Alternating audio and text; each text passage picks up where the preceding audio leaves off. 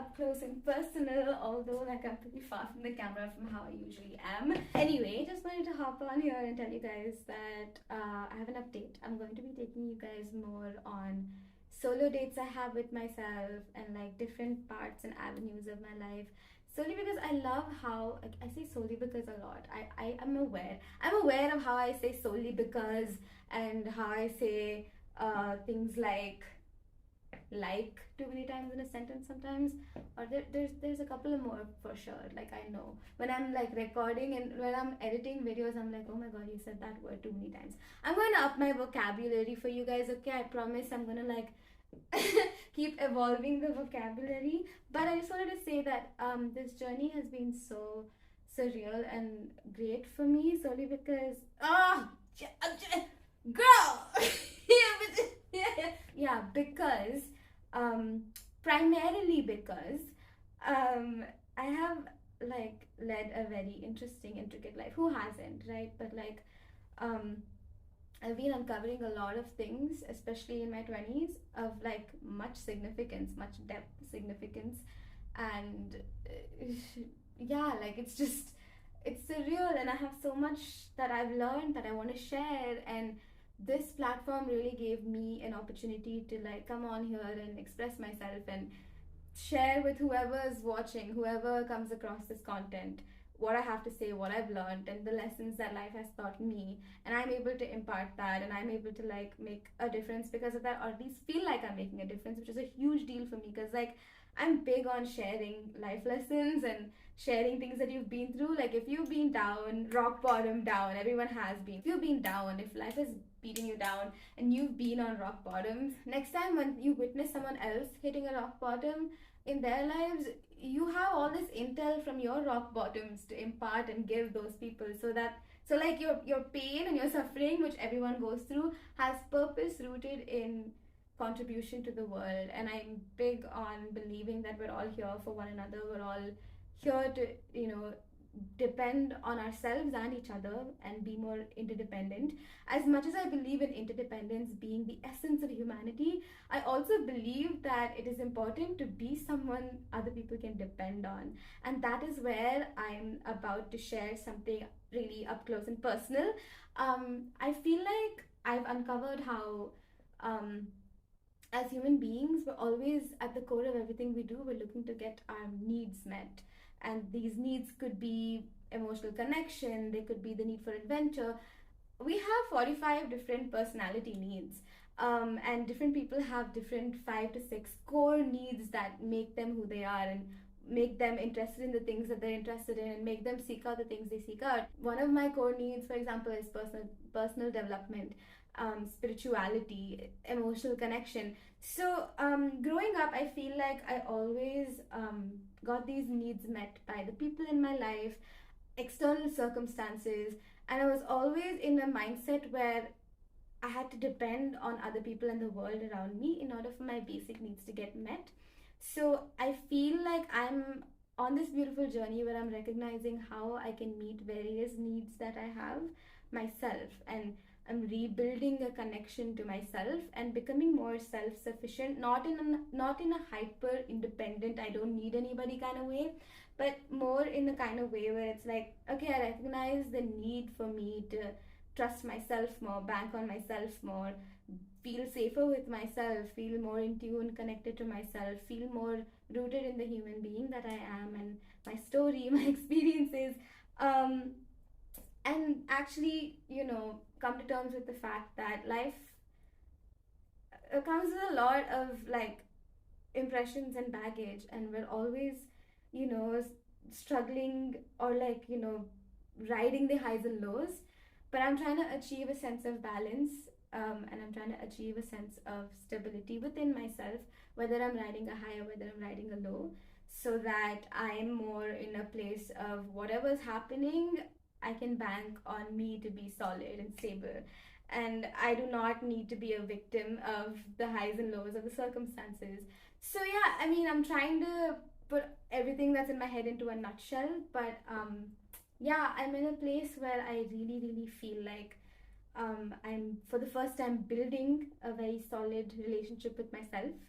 has been great. It's been beautiful. It's been hard. It's been testing. It's been nerve-wracking because when you do deep inner work and shadow work and healing work and connecting to yourself, there's a lot of positives and negatives that you have to deal with, a lot of baggage that comes to the surface, and I'm looking the baggage straight in the eye and I'm like, hey, yeah, I forgive you, but like we've got work to do. I forgive you for being this way, being chaotic, being so heavy, but we have work to do. So yeah, I'm on a very personal development, self reflection, self growth journey, and self connection journey.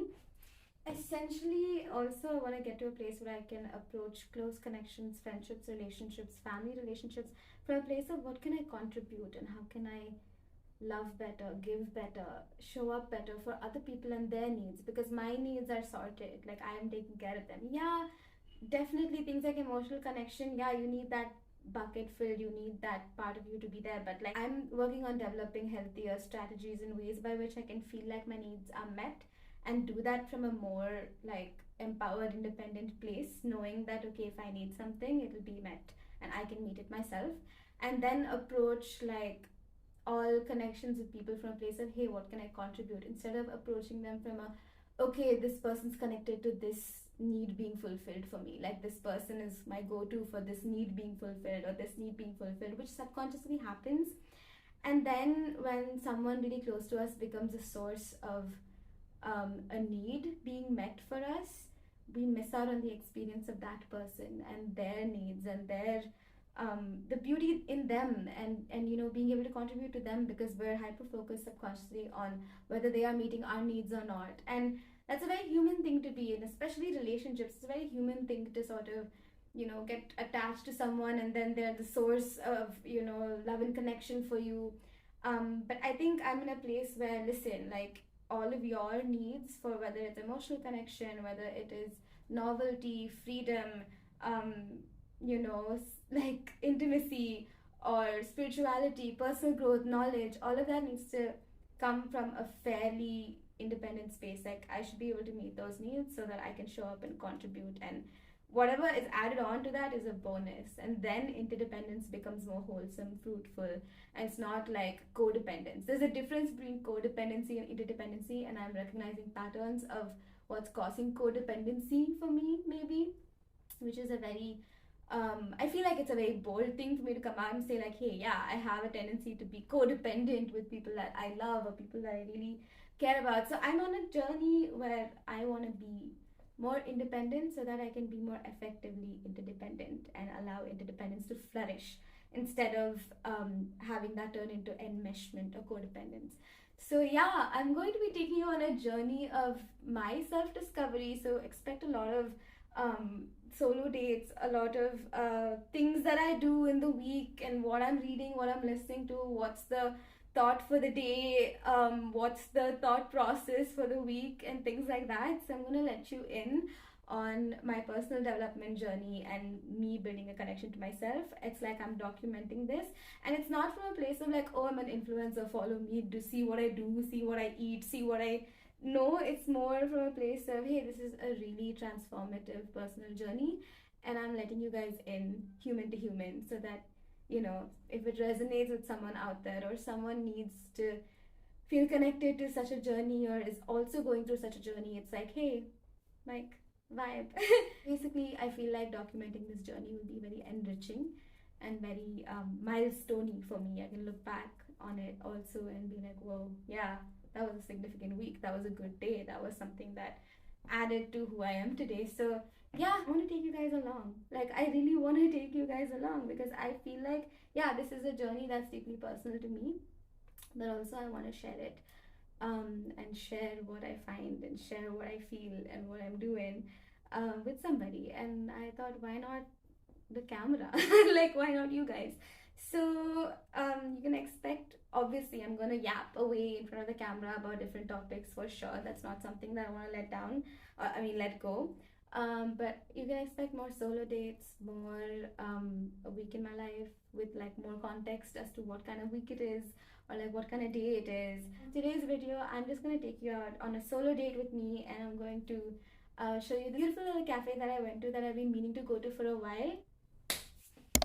So this cafe is called Araku, and the interiors, the aesthetics, the energy, beautiful. I don't know, the first thing that comes to my mind when I think about how I would romanticize life, aside from nature and the beauty in nature, are cafes.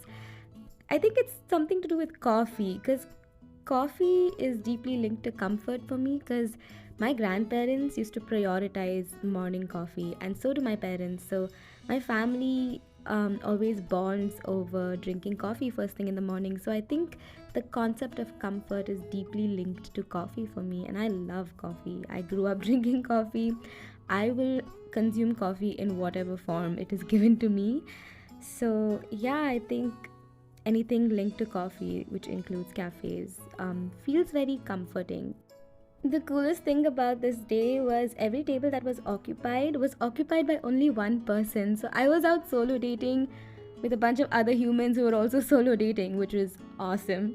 I've been slow reading and savoring a book that one of my really close friends once recommended to me.